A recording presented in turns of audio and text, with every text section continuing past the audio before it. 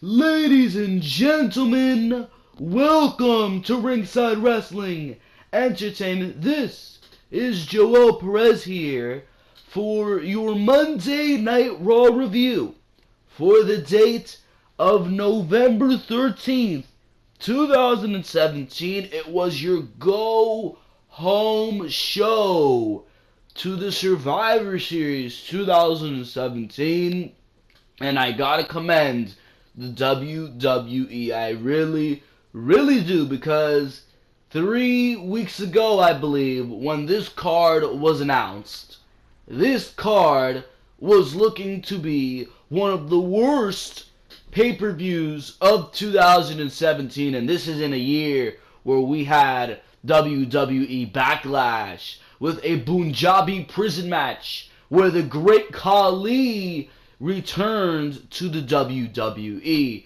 And that's what Survivor Series was looking like.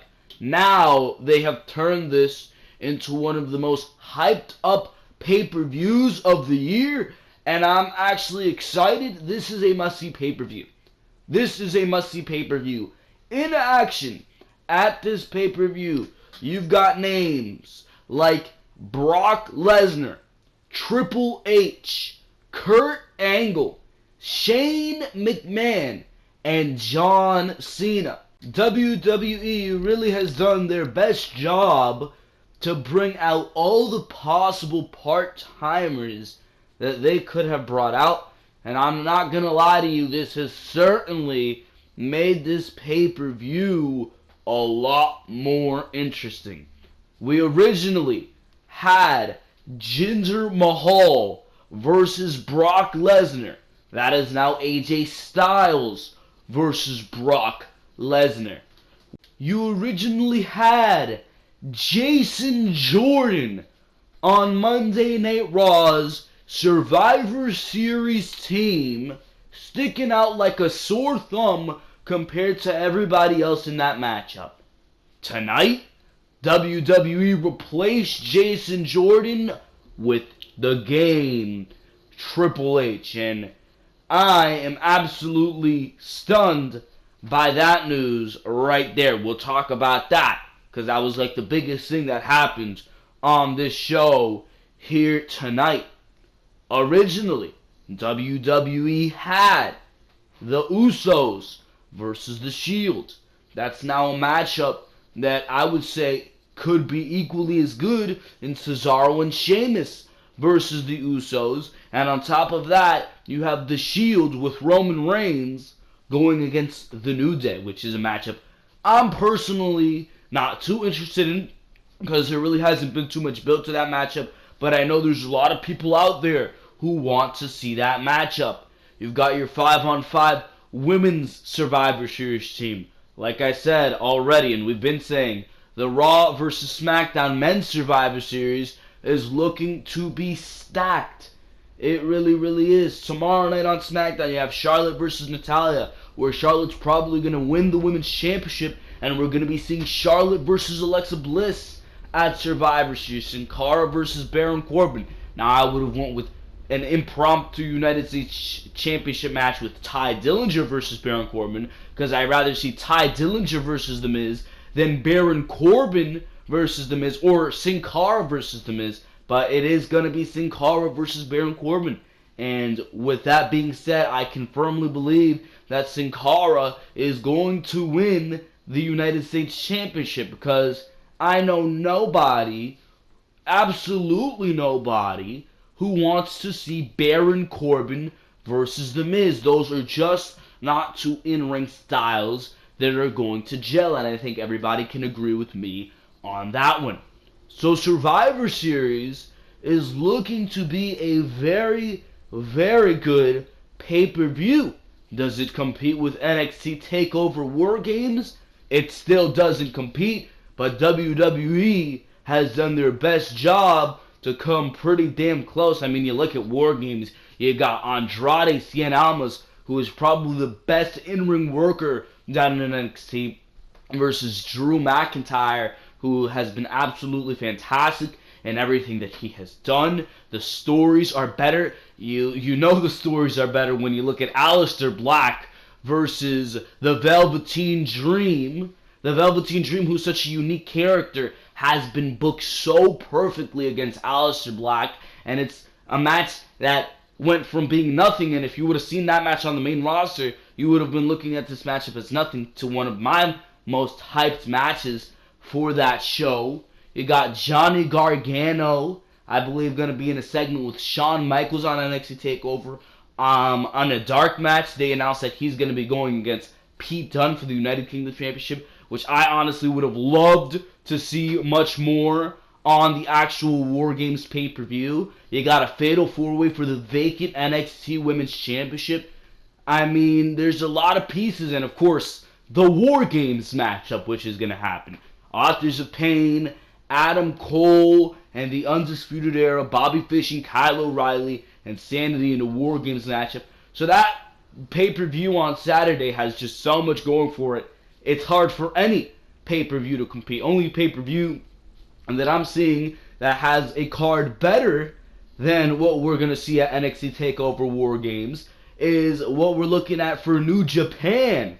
Holy shit, and their Wrestle Kingdom pay-per-view. They've announced Chris Jericho versus Kenny Omega, Naito versus Mr. Kazuchika Okada, and now they've announced Cody Rhodes. Cody Rhodes going against Kota Ibushi. Bro, those three matches alone make me want to order this pay-per-view. Holy shit. Those are going to be three matches that you do not want to miss, bro. Holy shit. That sounds amazing. That sounds amazing.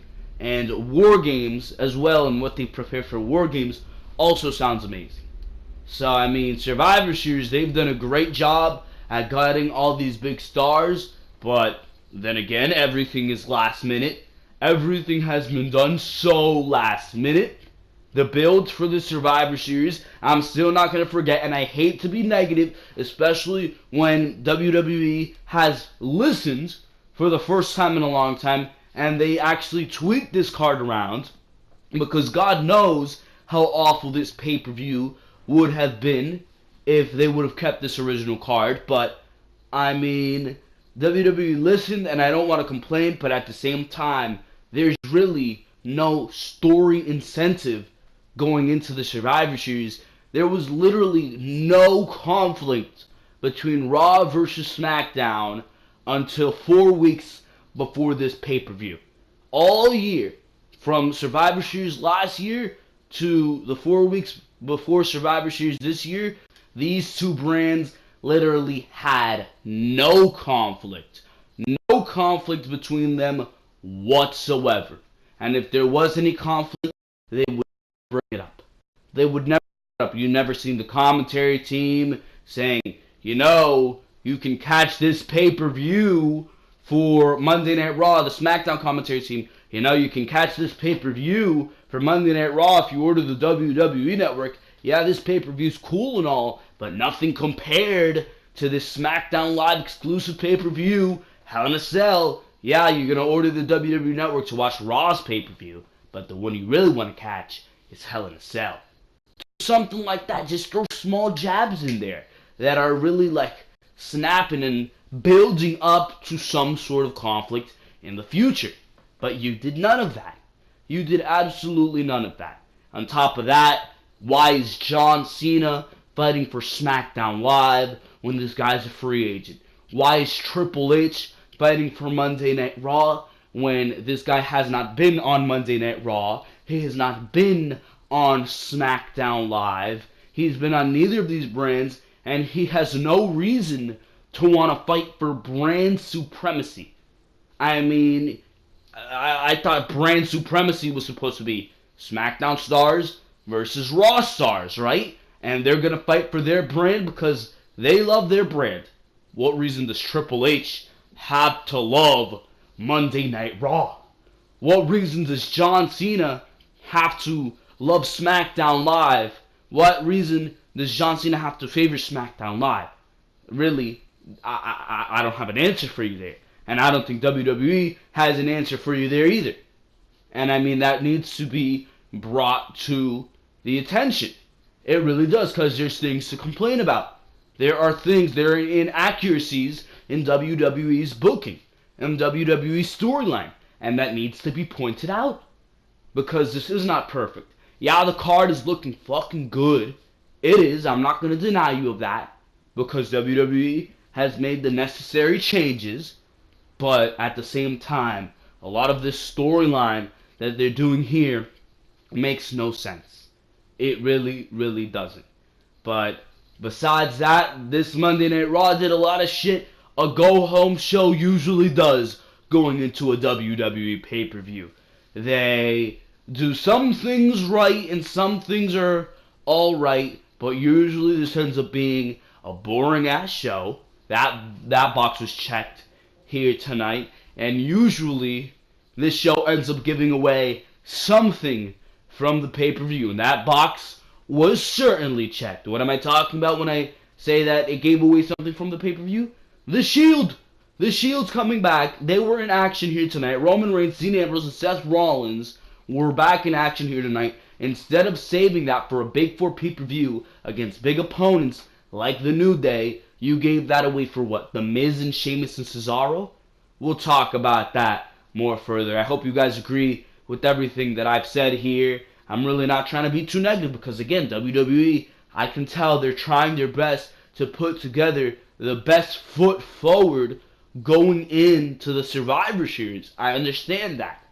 But at the same time, there's a lot of things that they do wrong, and that needs to be pointed out. So there you go, ladies and gentlemen. Before we do go into this Monday Night Raw review, of course, make sure to go check out all the other content on the Ringside Wrestling YouTube channel, and make sure to await the upcoming content, because this is going to be a huge week for the Ringside Wrestling YouTube channel. Last week was kind of that calm before the storm, right? But I can assure you that that's not going to be the case this week, because this week you're going to have a lot of uploads, bro, and I mean a lot. Of course, you got your Raw review that you're watching right now. You got your Smackdown Live review, your go-home show to Survivor Series tomorrow night. Then on top of that, on Wednesday, there might be an upload. That's really the time when I can do these breaking news story uploads, so that might be the case. Or maybe we'll even do an NXT review. I'm not even sure, bro. Maybe we'll do something in that capacity, bro. The go-home show to NXT TakeOver War Games. Maybe we'll do that.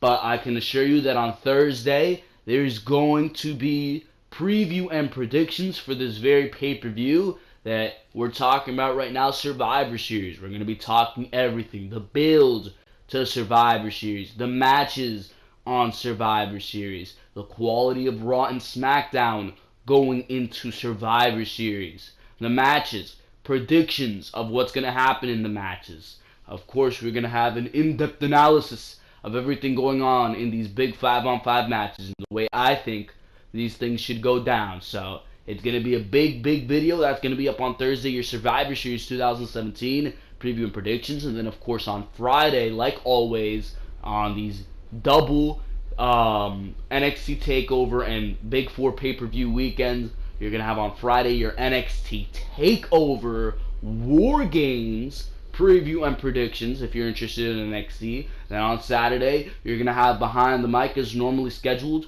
I believe it's Behind the Mic episode number 45, and we're probably going to be doing a big video there where we're talking everything going into the Survivor Series. And then, of course, you're going to have NXT TakeOver War Games review after that show goes off the air in the nighttime. And then, of course, the big pay-per-view day, Sunday, Survivor Series review is going to be up Sunday night after that show goes off the air. So, of course, a big week for content on the Ringside Wrestling YouTube channel. It's always a huge week for content, especially on these double NXT TakeOver pay-per-view weekends. And there's a lot of content coming. We're approaching the end of the year. There's going to be top 10s on the Ringside Wrestling YouTube channel as well. You're going to have your top 10 matches of the year, top 10 performers of the year, top 10 breakout stars of the year. Maybe I'll lump that together, I'm not sure.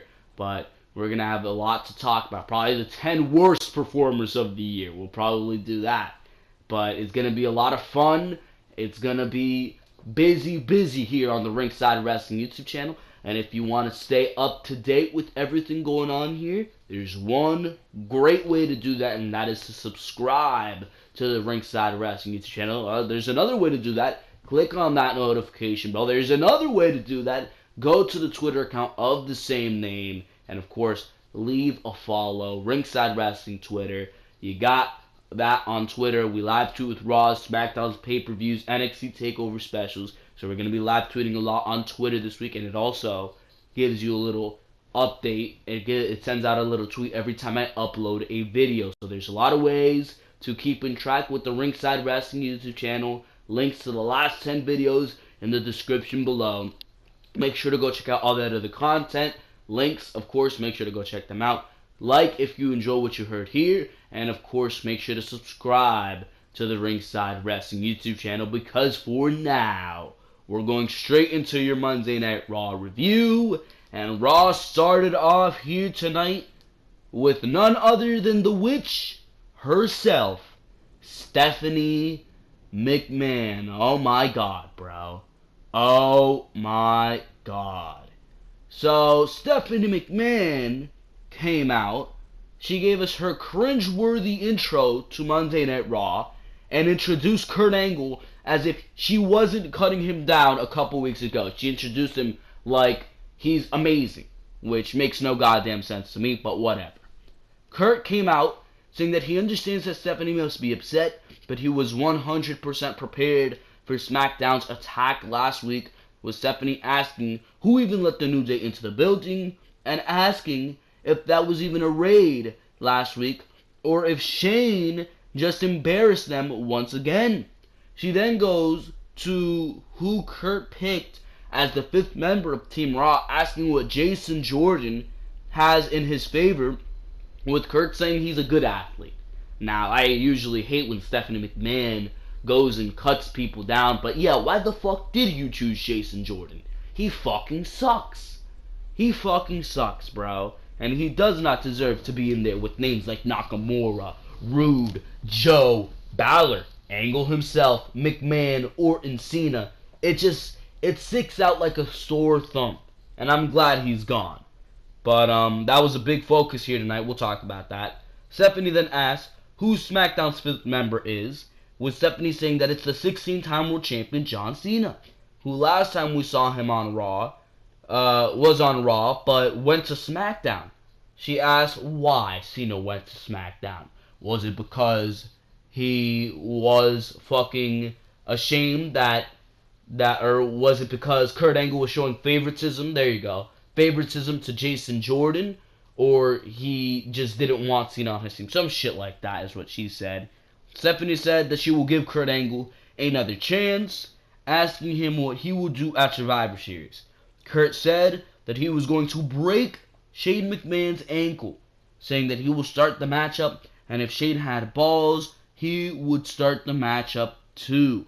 Stephanie then proceeded to cut Angle down, because Stephanie always has to cut her general managers down, saying that she thinks Kurt has gone soft, and she doesn't want an ankle. She wants Shane's head on a platter, and she doesn't think that Kurt Angle can deliver that for her.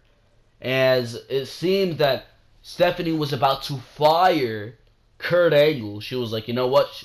I just can't deal with this Kurt Angle. You know, it looks like she was about to fire him, and that's when the Shield's music played, more like Roman Reigns music, and out came Ambrose Rollins, followed by a returning Roman Reigns. They made their way to the ring, with Ambrose saying that there's no better general manager than Kurt Angle, and he proved that he still got it at TLC. That started "You Still Got It" chants, with Stephanie saying that Kurt hasn't even booked the Shield at Survivor Series. She asked where the Shield's tag title belts were, bringing up the New Day, and she asked where the hell Reigns has been. Roman Reigns then unfortunately takes the microphone, asking where the hell Stephanie McMahon has been, saying that all that happened to her was that she went through a table thanks to her husband, not to Rollins because he doesn't want to get Rollins in trouble apparently. And she was out for 6 to 7 months. Reigns said that Shield does what they want, and they want to fight the New Day at Survivor Series if the New Day has any balls. Believe that. So that ends the segment. Shield music plays. And I'm not sure, correct me if I'm wrong, but I think the Shields came in with the Roman Reigns music. The intro played, and then it's Roman Reigns music. And then when they left, I think it was the original Shield music. But then when they came out later in the night for their matchup, it was again Roman Reigns music. And it was Roman Reigns music the entire time. But I think they played the wrong song because after this segment ended, the original Shield music played. And there is a difference. There is a difference for those of you saying, isn't it the same shit? No, it's a difference. If you actually go listen to the song side by side, you'll be like, oh shit, there's actually quite a bit of a difference, bro. Anyways, we go to Bayley versus Mickie James versus Dana Brooke. This was actually a good triple threat match with the 4 women already in the Survivor Series matchup, Nia, Asuka, Sasha, and Alicia, outside of the ring, which led to a spot where for some reason Asuka was checking on Dana Brooke. What the fuck? I asked myself why Asuka was checking on Dana Brooke.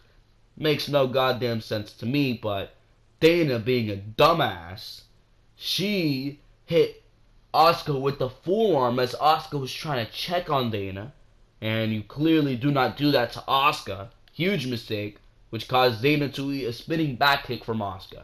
So that took her out of the matchup, and that led to a confrontation between Bayley and Mickie James, where James tried for the Mickie DDT, or the Mickie DT, whatever the hell they call it, but reversed it into a Bayley to belly. So Bayley was not left off of the Raw Women's Survivor Series team. Everybody thought that Paige was going to return. I was actually excited for the idea of a Paige return because, quite honestly, Bayley on Monday Night Raw at this stage in the game is absolutely irrelevant, and I did not want her to win this matchup. I wanted to see Paige return. When this matchup started, I'm like, is Paige's music going to hit or something? Did not happen. It looks like they are saving her return for another night, maybe next week after the Survivor Series, or maybe they're actually going to put her on Smackdown, which I actually preferred that they put her on Smackdown because, quite honestly, SmackDown's women's division is way more stale, bro. I mean, you've had the same 5 women in the same Fatal 5-Way like 3 times now. It's awful. It is absolutely awful. So Paige can definitely go in there. You got matches with Charlotte, you got matches with Natty, you got matches with Naomi, with Becky. There are some good matches that present themselves if Paige goes to SmackDown Live. And I mean, I think it would be better for her. And then you can bring a Billie Kay and Peyton Royce to SmackDown Live as well. I mean, in all fairness, Raw got Asuka. Raw got Asuka. So have the commentators say, you know what, Raw got Asuka. And we weren't going to let that fly. They got a big inquisition. So we said as soon as Paige returns, we get Paige. Explain it that way. Explain it reasonably. Don't just have Paige show up like Asuka. Anyways, we move on here.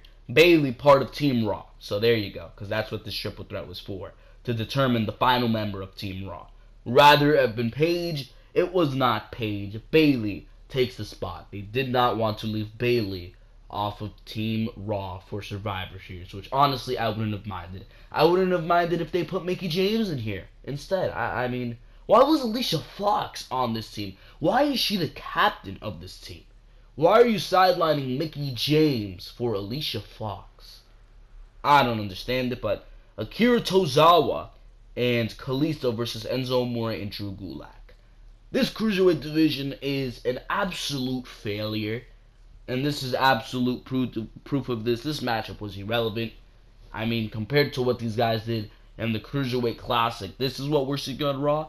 Really, WWE? And excuse me if my voice is a little different here. Don't know why I'm waiting till this point in the video. I mean, that's how irrelevant the Cruiserweights are, that I just need to interrupt them with this news. I am sick, and it seems like everybody is sick at this point in the game, bro. Everybody's getting sick. I'm seeing tweets. Oh, I don't know what's gone down with me. I'm absolutely sick. I feel like doing nothing today. And I feel the same, bro. But we're still here doing this Monday Night Raw review. So leave a like if you admire my work. Leave a subscription if you admire the work. But Enzo pinned Tozawa after hitting Jordunzo. That is the worst name for a finisher that I may have ever heard. Jordunzo? Jordunzo. I get it. You're done, Zo. And his name is Enzo. So ha ha ha ha ha. It's corny. It is corny. That is awful. Just call it the eat defeat. That's what it is. It's an eat defeat. Anyways, by the way, Enzo Amore beat Tyler Bate clean on 205 Live. I went on WWE's YouTube channel and I heard that the cruiserweights were going to be on 20, or not the cruiserweights, the UK division was going to be on 205 Live. So I'm like, alright, let me check this out because it's the UK division. So I saw the clip where Enzo was able to beat Tyler Bate. So you're telling me at an NXT TakeOver event, Tyler Bate can go 15 minutes in an absolutely spectacular match, huge moves with Pete Dunne, but Enzo Amore beats him with one of the worst finishers in the WWE right now, Jordunzo. You gotta be fucking kidding me. The members of Team Raw were all backstage, with Angle trying to assure that Joe and Balor could team with each other after beating each other's asses last week, so he put them in a tag match against Gallows and Anderson. Hooray, I guess. He wants Jason Jordan to prove himself, putting him in a match with Bray Wyatt, and Strowman's like, I want Kane. So, I mean, are you going to say no to Strowman? No, you're not. So, Strowman got Kane. Jason Jordan versus Bray Wyatt was a loss for a returning Bray Wyatt. So, I mean, really, what are you going to do? WWE continues with this awful booking, right? My God. Anyways, we continue here. Miz came out for Miz TV, saying that in 6 days, Baron Corbin will have the opportunity to face him at Survivor Series. That is, if he can beat Sin Cara tomorrow night, which he probably won't, because Corbin squanders opportunity, just like he did with his Money in the Bank cash-in, while The Miz, he creates his own opportunities, what The Miz is saying. Like tonight, when he will beat The Shield, and that is alongside his friends and guests tonight, Sheamus and Cesaro. They come out, and Miz congratulated them, with Sheamus saying that they did what they always do. They kept their eyes on the prize instead of looking up at the New Day and trying to, quote-unquote, defend Raw's honor. Cesaro said they saw an opportunity and they took it. Sheamus said they are also the tag team champions of the WWE, of course referencing the Usos, who according to them won the titles on the Little B show that is Smackdown Live, which started "You look stupid" chants. Then Miz did that thing where he was like, when my hand goes up, your mouth goes shut, right? So there you go with that one. They said that at Survivor Series, they're going to jailbreak the Uso Penitentiary, ha ha ha, with Miz saying that tonight he and Sheamus and Cesaro will break the Shield. Miz brings up the fact that the Shield had to put aside years of fighting against each other to fight them. But there's a difference, because they are the champions, and thus it's their opportunity because they don't just set the bar, they are the bar. So there you go. There you go. So what do you suppose happened to these quote-unquote champions on the night that the Shield came back? We'll talk about it. Anyways, we move on to more booking inaccuracies. And tonight that came with Bray Wyatt versus Jason Jordan. Ooh, interesting match, right? This has got to be a good one. Jordan won this match via a roll-up, because Bray Wyatt takes like a year to hit the Sister Abigail. This guy will hold you in his arms like he's admiring a work of art, right? He will hold you in his arm for 10 seconds, Then he'll go for a kiss, and it's always the same reversal. It's always the same fucking roll-up, bro. Except this time, this roll-up actually got the 1, 2, 3. But it was what happened after the match that matters, because Bray attacked Jason Jordan, targeting the knee of Jordan, which was already injured during the matchup. It looks like Wyatt, or it looked like at this point in the show that Wyatt would replace Jordan, and quite honestly, it would have made more sense. Wyatt was the guy to take out Jordan. Why wouldn't he be part of Team Raw? On the other hand, to negate that as well, Jason Jordan beat Bray Wyatt, so how much better would it be to have Bray Wyatt than Jason Jordan if Jason Jordan was able to beat Bray Wyatt? So clearly that went to Triple H, but WWE taking Jordan off Team Raw was absolutely fantastic. Great decision, because this guy stuck out like a sore thumb, and I mean, you really can't blame WWE because he was attacked by a heel. The babyface was attacked by the heel, and instead of getting sympathy, what do you think the crowd was chanting for Jason Jordan? Thank you, Wyatt. Thank you, Wyatt. And then they were singing, na na na na, na na na na, hey hey hey, goodbye. What a babyface Jason Jordan is. How over Jason Jordan is. Look at that. Being the son of Kurt Angle. Turn this guy heel. Turn this guy heel. Best thing you can do for Jason Jordan on Survivor Series night is to have this guy come in. Have this guy come in and screw over Team Raw. Screw over Team Raw, align himself with Triple H. Do some shit like that, bro. Screw over Team Raw. Have Jason Jordan demolish his father. Do some shit like that. I mean, much better than having this guy as a babyface being attacked by a sinister heel in Bray Wyatt, and then Bray Wyatt getting the thank you Wyatt chants. Alright, this guy has been booked awful. He is a shitty product of shitty WWE booking. Angle was backstage telling Jordan that he's not going to be able to compete on Sunday, with Jordan begging Angle like a goddamn baby. And Jason Jordan's voice, like, bro, this guy needs some bass to his goddamn voice. He sounds like an absolute child, bro. My lord. He's like, oh, Kurt, this is my big break. I deserve this. Like, are you kidding me? That's how you talk? Jesus Christ. Anyways, it looks like Jason Jordan will be left off the team, and he was left off the team. And, I mean, it looks like he's going to be screwing Team Survivor Series on, our Team Raw on Survivor Series. I mean, we'll see how that plays out, but there looks to be a lot of screwjob finishes in the work for Survivor Series. I think Jinder Mahal might screw over AJ Styles in the Lesnar versus Styles match. I think you're going to have Jason Jordan interfere for Team Raw, or vice versa. You're going to have Kevin Owens and Sami Zayn interfere and take out Team Smackdown. Somebody's going to break. Maybe even both. Maybe even both. I do not know, but it's going to be very, very interesting to see how it plays out at Survivor Series.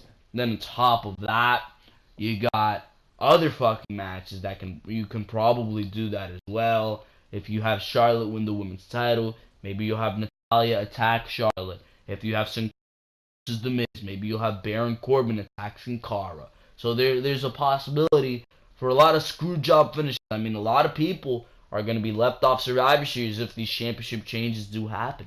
But then again, it's about the quality of the match. Kane is not going to be on Survivor Series. Thank God.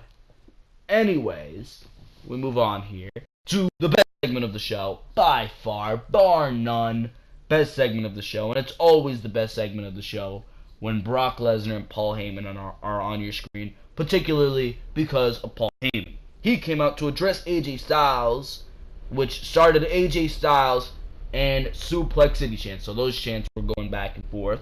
Lesnar actually looked excited to be standing there here tonight. Wow, that's a new one. Usually, Lesnar came out, last time we seen him, hyping up this Mahal match. Lesnar looked like he couldn't give half a shit who Mahal was, bro. He probably didn't even know who the fuck Jinder Mahal was.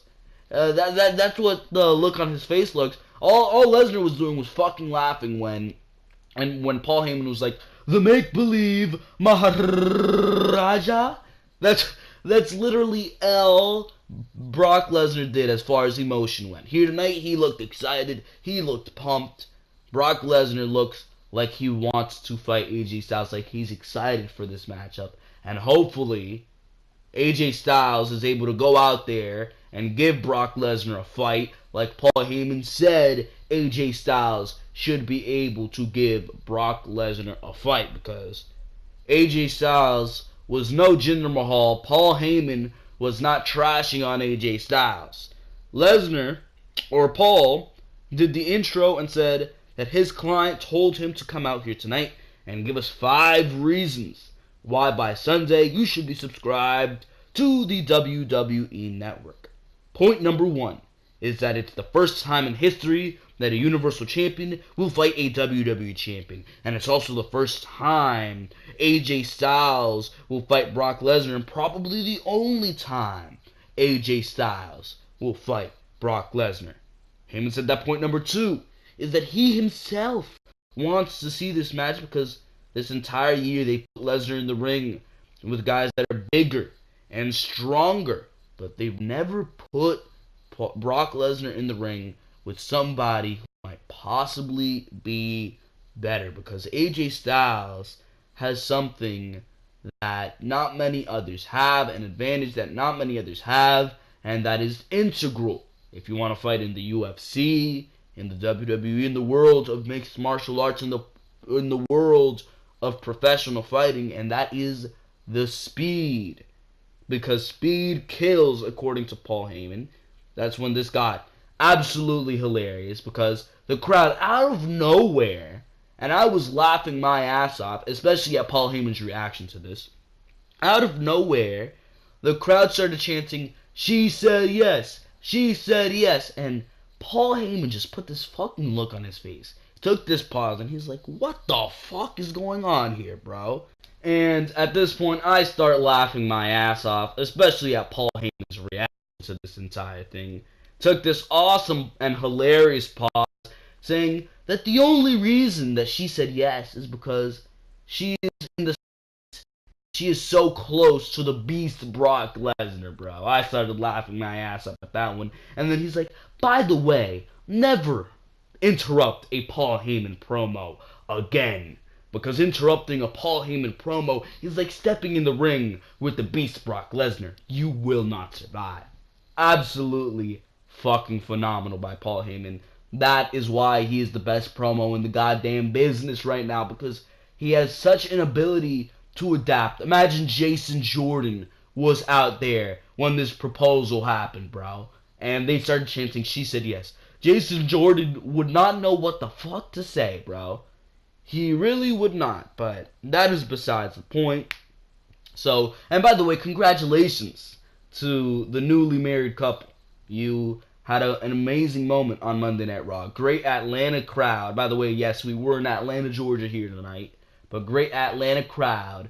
They gave this newlywed couple a moment in the sun on Monday Night Raw. So that was absolutely fantastic. But Paul Heyman said that brought him to point number 3, because if you wanted to see someone who is on a roll, who has the most momentum in the WWE besides Brock Lesnar, of course, who is marketable as all hell, he would give us the name AJ Styles. He says that AJ is a Georgia Bulldog, but he, at Survivor Series on Sunday, on the WWE Network, is going to be in the ring with a Georgia Bulldog eating carnivore in the beast Brock Lesnar. That brings us to point number 4. Because AJ Styles is a living, breathing Rocky movie. He is a living, breathing underdog, beating guys like John Cena, Shane McMahon, and Jinder Mahal in the course of a year. But that brings him to point F5, because This is not a Rocky movie. This is reality. And the reality is that AJ Styles cannot survive the F5. And he will be victimized, brutalized, and conquered by the reigning, defending, Universal Champion, the Beast, Brock Lesnar. Beautiful promo. Beautiful promo by Paul Heyman. And I mean, what can you say? What can you say? I mean, every time Paul Heyman goes out there, you got a nice ass promo, bro. And this is a matchup a lot of people are excited for. I'm excited to see what WWE will do. Will this be a squash? Will WWE do the right thing here and have AJ Styles actually look good in this matchup with Brock Lesnar? I don't know, but it's definitely going to be an interesting watch. And Survivor Series, once again, is looking damn fucking good. No doubt about it.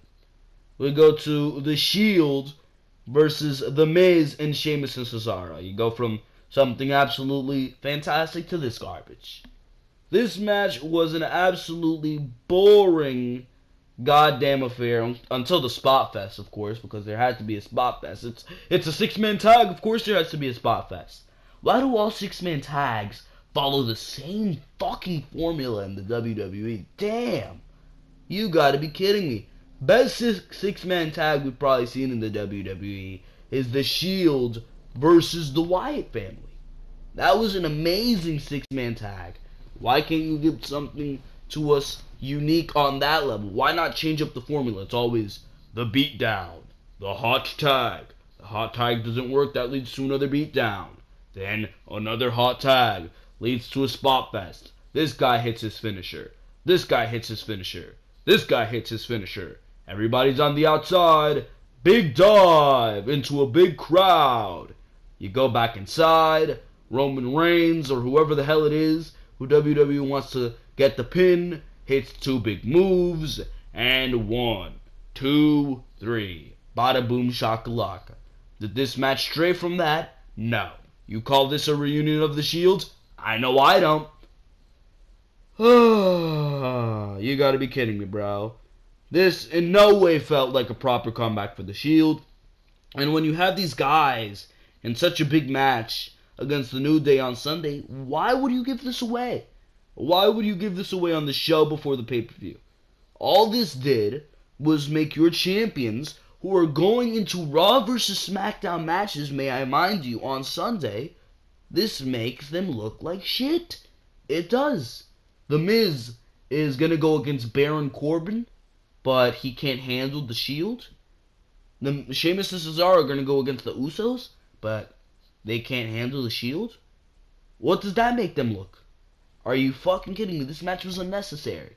It was absolutely unnecessary. You could have very easily done this next week on Monday Night Raw. But you got to give it away. You got to give a Shield comeback, which would have been better against the New Day and at a Big Four pay-per-view like Survivor Series. And you got to give it away on Raw. Because of course you do. Now people are going to say, you know what, I see in the Shield reunion, that's really all I was interested in. I guess I don't have to watch Survivor Series anymore. That's one less reason to watch Survivor Series. If I miss it, I mean, at least I saw the Shield reunion. That's what some people are going to be thinking. Some casuals are going to be thinking. I mean, there you go. Why you giving shit like this away on Monday Night Raw? Makes no goddamn sense to me. Anyways, this match was unnecessary and boring. And the Shield won after clearing the ring in a spot fest to hit the triple Shield powerbomb on The Miz. So, there you go. And by the way, Miz is your Intercontinental Champion. Yet midway through this match, he's running away from the Shield. He's cowering like a goddamn pussy. The Intercontinental Championship needs to be taken off of The Miz and put on a proper babyface. Finn Balor? Braun Strowman? Any of those names ring a bell? I mean, imagine the matches you can have if Finn Balor was the Intercontinental Champion. You can have a proper feud that meant something between he and Bray Wyatt. You can have, I mean, you seen that fantastic match Samoa Joe put on against Finn Balor last week on Raw. Or I shouldn't say fantastic, but good match Joe put against Balor last night on Raw, or last week on Raw, I should say. I mean, imagine that over an Intercontinental Championship, over higher stakes with proper build on a pay-per-view. That'd be great. But you got the Intercontinental title doing nothing on The Miz, though, right? Makes no sense to me. Anyways, Kurt Angle, he came out to announce that Jason Jordan was injured at the hands of Bray Wyatt, and he has decided to choose a replacement. And then Jason Jordan comes out again here, saying, or asking him not to take this away, saying that this is the first time he was going to be able to fight alongside his father, with Jason saying that Kurt was injured and he was a gold medal, and he won a gold medal, and that he has emulated Kurt and his entire career, calling Kurt his idol, saying that he knows Kurt didn't pick him out of favoritism, but because he knows Jordan can do it. He said it's an honor. It would be an honor to fight for Raw, begging Kurt not to take this away from him. That's when Stephanie McMahon came out, and she was like, just fucking do it. Make the announcement. Who's going to be the next guy? She then left. And I liked how for a little bit they had these guys coming out old school without music. Jason Jordan, his music didn't hit. He just came out. Stephanie McMahon, her music didn't hit. She just came out. They ruined that because Triple H comes out, and Triple H said that if he won't make the announcement, if Kurt won't make the announcement, then he will. Triple H declared himself the 5th member of Team Raw.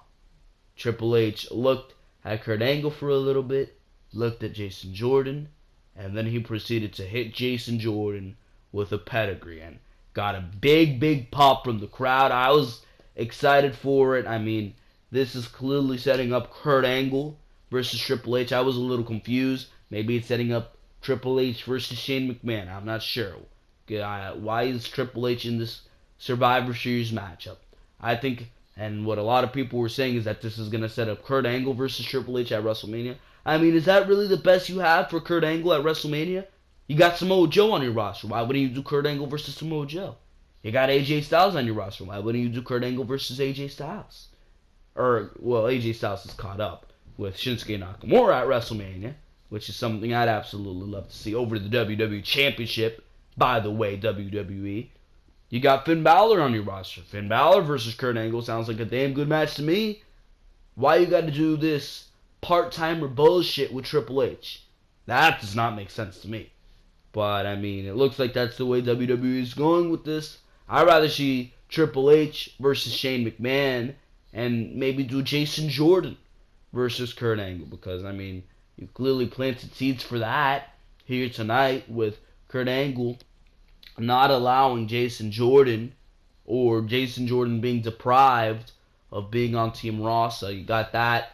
So Triple H declared himself the final member of Team Raw, replaces Jason Jordan, and that's clearly much better. Triple H clearly fits into that picture of all these superstars. You got Bobby Roode, Shinsuke Nakamura, Samoa Joe, Finn Balor, Kurt Angle, John Cena, Randy Orton, Shane McMahon. And that is star-studded if you ask me. And now you got Triple H in there.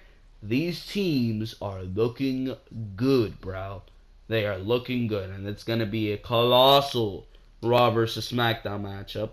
But, again, you cannot deny there are some guys on this team who have nothing to do with Raw vs. SmackDown. Triple H. John Cena. Samoa Joe and Finn Balor versus Gallows and Anderson. This was a cool match. It was cool to see the dynamic between Balor and Joe, definitely. And it was fresh. It was fresh, and they played it off very well. I started chuckling when Corey Graves, was like, oh, these aren't guys you're going to see. These aren't guys you're going to find hanging with each other anytime soon because, I mean, you got these women on your Monday Night Raw women's team taking a picture in the European tour. Then you got Braun Strowman taking pictures with Roman Reigns. I mean, really? You're going to pull the bullshit on me that apparently fucking these people don't hang out with each other. Then on social media you want to be building these Twitter feuds. Then I'll go on Asuka's fucking Twitter and find her next to Sasha Banks, buddy.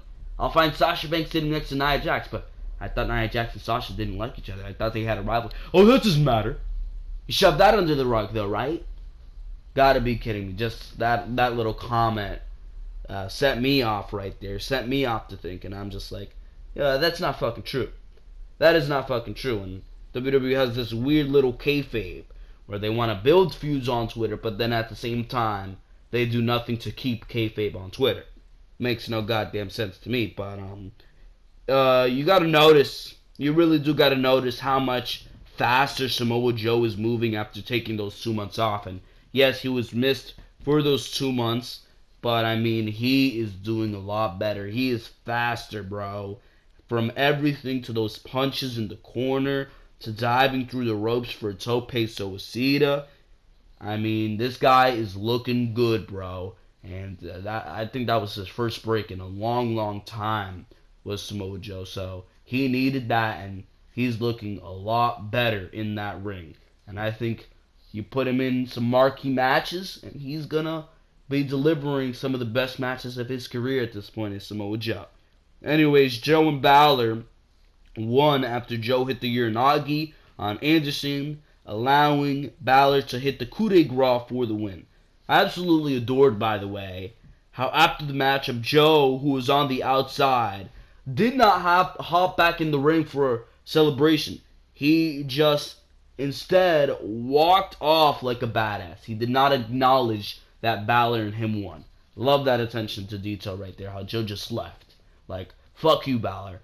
We did this match together. That's it. That's the extent of our working relationship. Besides that, they work very well together, but that's it.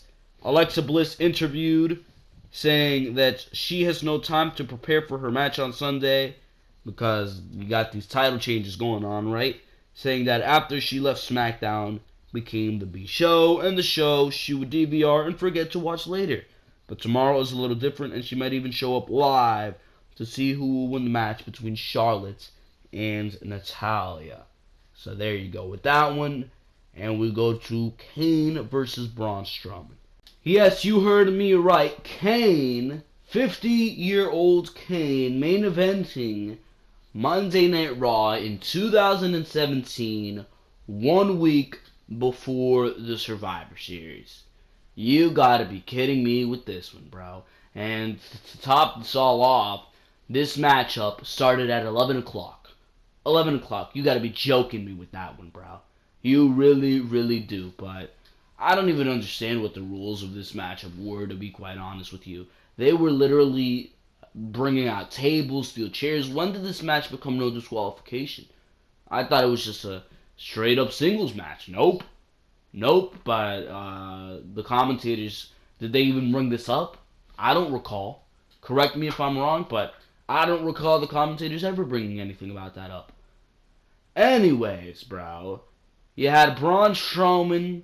There was a table set up on the outside. They're fighting back and forth. They're on the top rope. Nothing ever happens with the table. At least I don't think. Nothing ever happens with the fucking table. So the table just remains.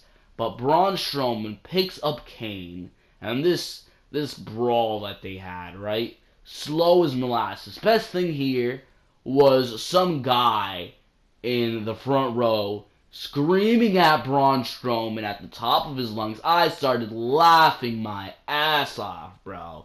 At the top of his lungs, he started screaming, "Braun, shave your beard, or trim your beard."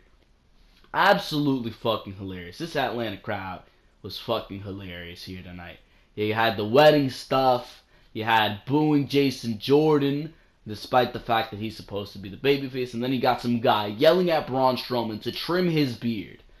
You gotta be kidding me with this shit.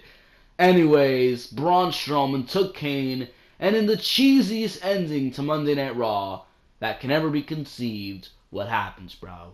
What happens? You have Braun Strowman power slam Kane through the ring, and it makes a hole in the ring. You gotta be fucking kidding me with this garbage, bro. So cheesy. I mean, Survivor Series is in a week. What does this have to do with Survivor Series in any way? Oh, that's right. It has nothing to do with Survivor Series because it is irrelevant. But I mean, of course, WWE has to end Raw like this. Yeah, a go-home show. What a go-home show for Monday Night Raw you got here. Oh my god. Anyways, that's pretty much it. You had Braun Strowman power slam Kane through the ring, and you never see Braun Strowman come out of the hole. You never see Kane come out of the hole. They had their little trademark thing, and the show went off the air. Yeah, that's how they chose to go off the air.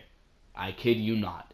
Anyways, ladies and gentlemen, that's pretty much it. That is your go-home show to Survivor Series. Hope you enjoyed each and every single thing you heard here. Hope you agree with my opinions going into the Survivor Series. What did you think about this Monday Night Raw here tonight? Nothing special here tonight for me, folks.